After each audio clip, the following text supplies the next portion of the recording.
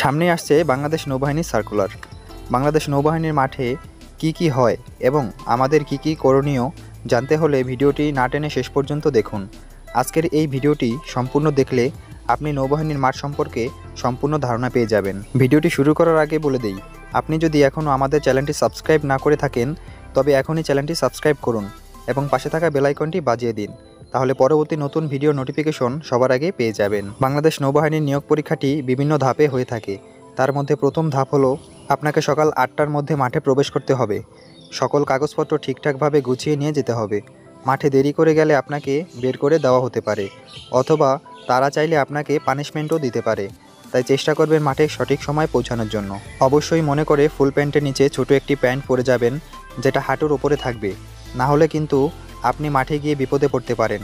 এরপর মাঠে প্রবেশের পর সবসময় অ্যালার্ট থাকবেন এবং রিক্রুটিং অফিসার যেগুলো কমান্ড দেবে সেগুলো মনোযোগ দিয়ে শুনবেন। রিক্রুটিং অফিসাররা মাইকের মাধ্যমে কমান্ড দেবে সকল কাগজপত্র বা ডকুমেন্ট ঠিক করে নেওয়ার জন্য। কোন ডকুমেন্টসের পর কোনটা নেবেন অফিসার যেভাবে গোছাতে বলবে সেভাবেই গুছিয়ে নেবেন। এখানে একটি বিষয় মাথায় রাখবেন, তা হলো নৌবাহিনীর মাঠে কাগজপত্র বা ডকুমেন্টস খুব গুরুত্ব সহকারে দেখা হয়। তাই প্রয়োজনীয় কোনো ডকুমেন্টস বাড়িতে রেখে যাবেন না এবং প্রত্যেকটি ডকুমেন্টস যেগুলো ফটোকপি করা আছে সেগুলোকে সত্যায়িত করে নিয়ে যাবেন। কারণ বাংলাদেশ সেনাবাহিনীতে শুধুমাত্র অ্যাডমিট কার্ড হলেই মাঠ করা যায়, কিন্তু নৌবাহিনীতে এই ছোট ছোট ভুলগুলোর জন্য মাঠ থেকে বের করে দেওয়া হয়। দ্বিতীয় ধাপে প্রাথমিক মেডিকেল করানো হয়।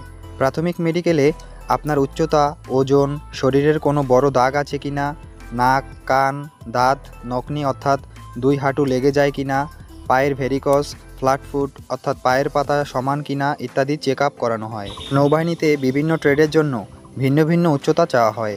আপনি যে ট্রেডে আবেদন করুন না কেন, আপনার উচ্চতা যা চাওয়া হয়েছে তা থেকে 1 ইঞ্চি উচ্চতা বেশি হলে বাদ দেবে না, কিন্তু কম হলে বাদ দিয়ে দেবে।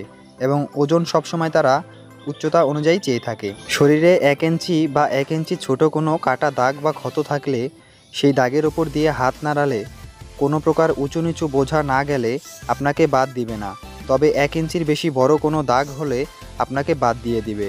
এখানে একটা বিষয়ে আপনাকে কনসিডার করা হতে পারে, তা হলো আপনার উচ্চতা ও শরীরের গঠন। আপনার উচ্চতা যদি বেশি থাকে এবং শরীরের গঠন যদি ভালো হয় তাহলে এই সব ছোটোখাটো বিষয়ে আপনাকে কনসিডার করা হতে পারে। এরপর দাঁতের যে সমস্যাগুলো থাকে, যেমন দাঁতের মাঝে ফাঁকা থাকা, গ্যাস দাঁত, আঁকাবাঁকা দাঁত, অসমান দাঁত থাকলে আপনাকে বাদ দিয়ে দিবে। এরপর 2 পা ভি আকৃতি করার পর লেগে গেলে বাদ দিয়ে দিবে। পায়ের ভেরিকস এবং পায়ের পাতা সমান থাকলে বাদ দিয়ে দিবে। প্রাথমিক মেডিকেলের এই ধাপেই প্রায় 70% প্রার্থী বাদ পড়ে যায়। তারপর প্রাথমিক মেডিকেলে সিলেক্টেড হওয়া প্রার্থীদের আলাদা এক জায়গায় নিয়ে যাওয়া হবে এবং সকল ডকুমেন্টস চেক করা হবে। তৃতীয় ধাপে আপনার লিখিত পরীক্ষা অনুষ্ঠিত হবে। লিখিত পরীক্ষা মূলত MCQ আকারে হয়ে থাকে এবং এখানে 5টি বিষয়ে মোট 50 নম্বরের পরীক্ষা হয়। লিখিত পরীক্ষায় কত পেলে পাস, কোন কোন বিষয়ের ওপর প্রশ্ন তৈরি করা হয়, পরীক্ষার জন্য সময় কত দেওয়া হয়, এই বিষয়ে যদি ডিটেলসে জানতে চান তাহলে ভিডিওর কমেন্ট বক্সে কমেন্ট করুন, তাহলে পরবর্তীতে নৌবাহিনীর লিখিত পরীক্ষা নিয়ে আলাদা একটি ভিডিও বানানো হবে। যাই হোক, লিখিত পরীক্ষা শেষে আপনাকে 1 থেকে 2 ঘন্টার মতো সময় দেওয়া হবে খাওয়া দাওয়ার জন্য। তারপর চতুর্থ ধাপ, এই ধাপে লিখিত পরীক্ষার রেজাল্ট দেওয়া হবে এবং লিখিত পরীক্ষায় উত্তীর্ণ প্রার্থীদেরকে চূড়ান্ত মেডিকেলের জন্য নেওয়া হবে। চূড়ান্ত মেডিকেলে আপনার চোখের দৃষ্টিশক্তি পরীক্ষা করা হবে। আপনি কালার ব্লাইন্ড কিনা অর্থাৎ বর্ণান্ধ কিনা পরীক্ষা করা হবে। নাকে পলিপাস আছে কিনা চেক করা হবে। কানের পর্দা ফাটা, প্যানিস ভেরিকস সমস্যা আছে কিনা চেক আপ করা হবে।